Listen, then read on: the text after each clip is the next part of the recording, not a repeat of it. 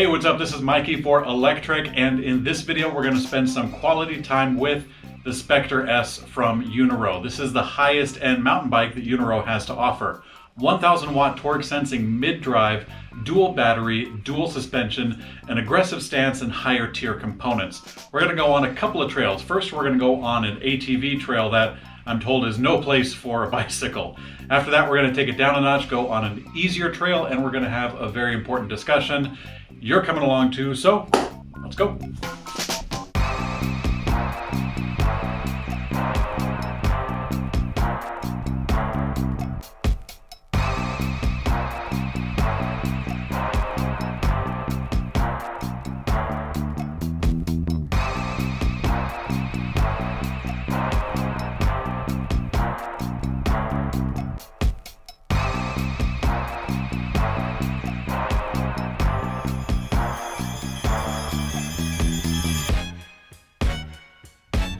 All right, so here we are at the start of the trail, and one thing I love about Utah is that the mountains are never far away. Pretty cool. I'm expecting the Spectre to be somewhere in between a dirt bike and a bicycle, more towards the bicycle side. Compared to a lot of electric bikes, it has a ton of power. This guy has a 1000 watt mid-drive motor. Most any store-bought electric mountain bike caps out at 250 watts. So we're looking at quadruple the power, and it has a throttle too.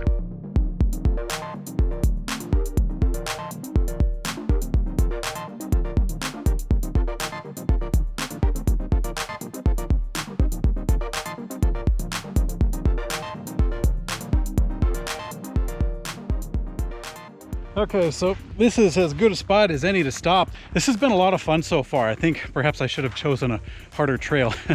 Now, the phenomenal power made this a walk in the park, and I feel like the weight of the bike is not so much of a hindrance, except for the battery, because it kind of eats through the battery a little faster.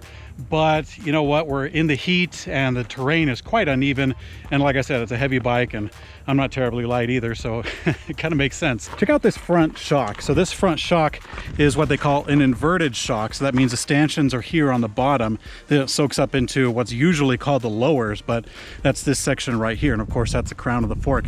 Having it upside down like that is actually a good point because the compression happens closer to the point of impact. When you actually hit a bump or a rock, it compresses faster than having to have all of that energy go up to the top of the fork where the compression happens typically. Also, it's a good thing because it prevents dust and grime and junk from getting into the suspension system itself. So typically when it's upside down, you can get some grime buildup, and then compression will dig that into the lowers. In this case, that doesn't really happen because you're not going to have a whole lot of gunk, you know, flying upwards in there a whole lot, especially when you have these mud guards in the front. Also, it's rocking a air suspension in the rear. This is a 190 millimeter travel of air suspension. This is a pretty nice upgrade, especially compared to the Fat HS from Uniro, which has a spring suspension here. I mean, they usually work, they're fine, but this one I prefer much better. Now, switching gears, let's actually talk about switching gears. So in the back of this, we're using a SRAM NX 11 speed. Now, this is not like the best of the best. This is not pro status. This is more in line with the Shimano Dior. So it's kind of like the high end of the enthusiast bracket. So you're not going to win any competition or cool points at the at the weigh-in, but this system does work. And like I said, it's higher than you see on a lot of other internet order bikes. I also want to talk about the brakes real quick. So this bike is using a 180 millimeter hydraulic dual piston brake. That's pretty good, but as we said earlier, this is a heavy bike, and especially when we turn around and come downhill, I'm not terribly excited for that. I would like to see something with maybe a 203 millimeter disc to kind of dissipate the heat a little better, or perhaps even a quad piston. That'd be pretty cool. I know that would kind of hike up the price a little bit, but like I said, we get to the top, we'll turn around, come down, and then at that point I'll give my assessment. But let's go ahead and keep going, see what we find.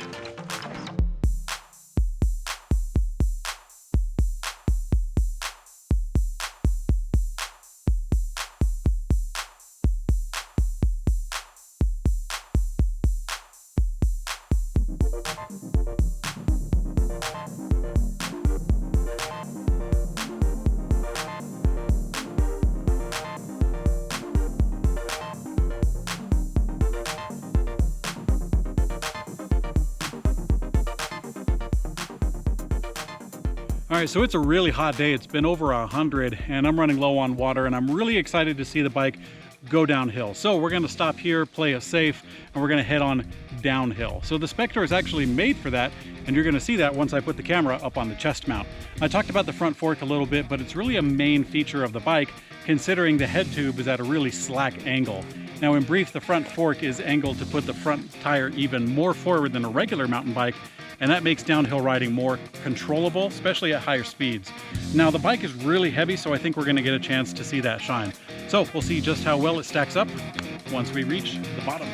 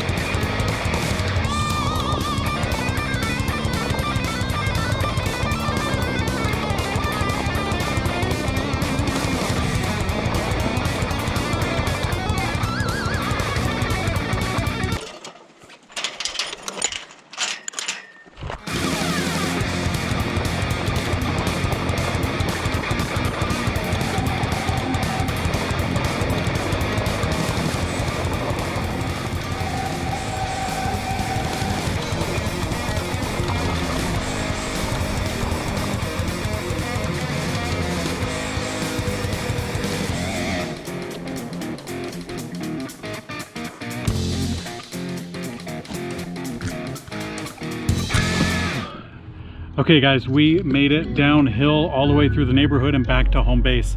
Now the bike did pretty good going downhill, and all the bumps were much less stressful than riding, say, the Fat HS, also from Uniro. This bike is a lot better. And I gotta say, that front fork, you can really feel the difference as it kind of pads up the front as you kind of go downhill. That way the whole entire thing just feels slanted. You don't have that feeling like you're gonna go over the bars when you get those really high speeds. And it was a pretty big descent. I want to say it was like 1,000, 1,500 feet or so in just a few miles. And that was kind of putting the bike through quite a bit. And I started to notice that the brakes, as I expected, were not so great. They got really hot really quick, and especially I was kind of relying on the rear brake a little more than I should have. And it was getting kind of hot to the point where it didn't feel like it was doing all that much. Once the brake pads kind of cooled down, then they had their bite again once I reached, the neighborhood and the valley here. So it's pretty good, but I'd say that it's not so much built for that, or if it is, it's not built for something so heavy. But I did take it on an especially difficult road, and there's a very important reason for that.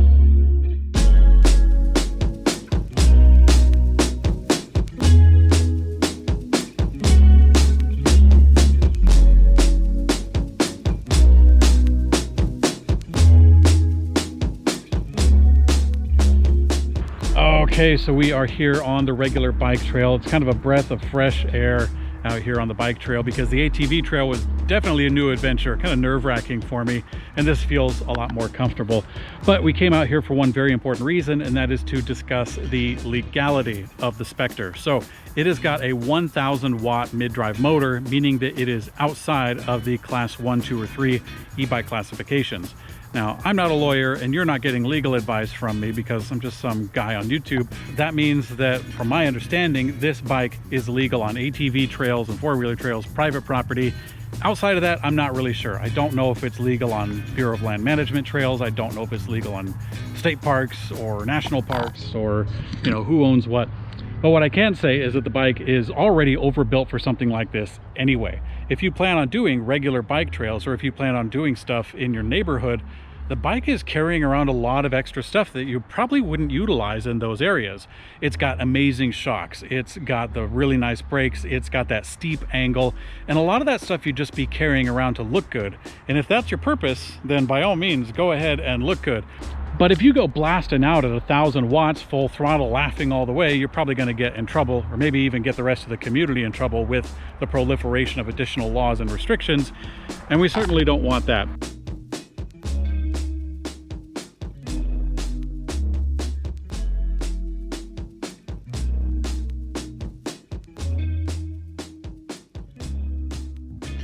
All right, so I got two quick notes, and then we'll go ahead and compare this to a store-bought electric bike. One of them is that this is actually the pre-production unit. It's pretty much 99% complete. The only difference is really going to be the paint, and that's pretty much it.